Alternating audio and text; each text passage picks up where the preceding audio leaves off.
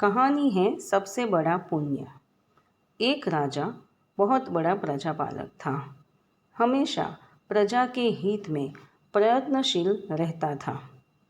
वह अपना सुख, ऐशो आराम सब छोड़कर सारा समय जन कल्याण में ही लगा देता था। यहाँ तक कि जो मोक्ष का साधन है अर्थात भगवत भजन, उसके लिए भी वह समय नहीं निकाल पाता था। एक सुबह राजा वन की तरफ भ्रमण करने के लिए जा रहा था कि उसे एक देव के दर्शन हुए।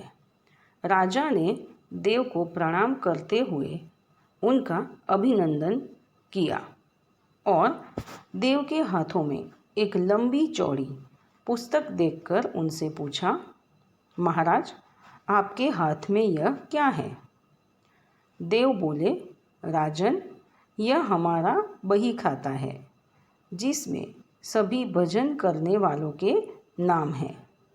राजा ने निराशा युक्त भाव से कहा, कृपया देखिए तो इस किताब में कहीं मेरा नाम भी है या नहीं। देव महाराज किताब का एक एक पृष्ठ उलटने लगे, परंतु राजा का नाम कहीं भी नजर नहीं आया। राजा ने देव को चिंतित देखकर कहा, महाराज, आप चिंतित ना हो, आपके ढूंढने में कोई भी कमी नहीं है।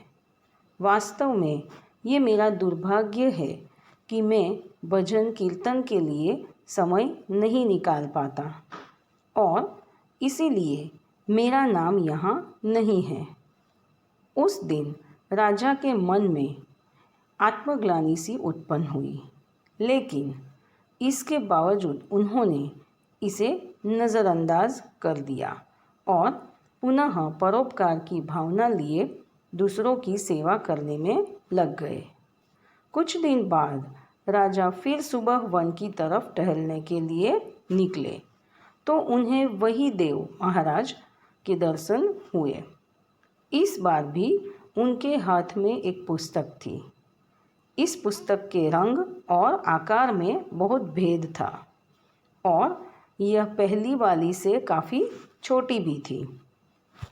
राजा ने फिर उन्हें प्रणाम करते हुए पूछा, महाराज, आज कौन सा बही खाता अपने हाथों में लिया हुआ है?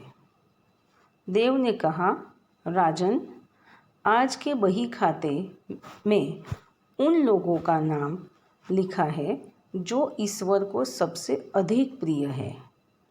राजा ने कहा, कितने भाग्यशाली होंगे वे लोग। निश्चित ही वे दिन रात भगवत भजन में लीन रहते होंगे। क्या इस पुस्तक में कोई मेरे राज्य का भी नागरिक है? देव महाराज ने बही खाता खोला और ये क्या, पहले पन्ने पर पहला नाम राजा का ही था। राजा ने आश्चर्यचकित होकर पूछा, महाराज, मेरा नाम इसमें कैसे लिखा हुआ है? मैं तो मंदिर भी कभी कभार ही जाता हूँ। देव ने कहा, राजन, इसमें आश्चर्य की क्या बात है?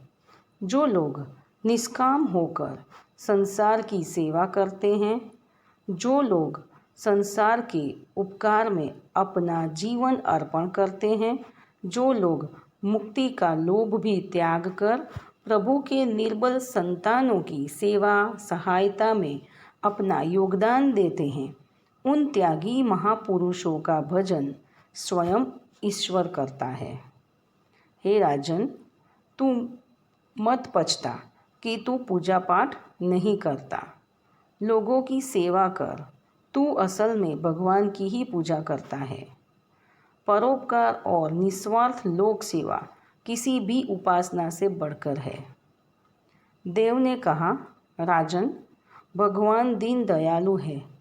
उन्हें खुशामद नहीं भाती बल्कि आचरण भाता है। सच्ची भक्ति तो यही है कि परोपकार करो। अनाथ, विधवा, किसान च निर्धन आज अत्याचारियों से सताए जाते हैं।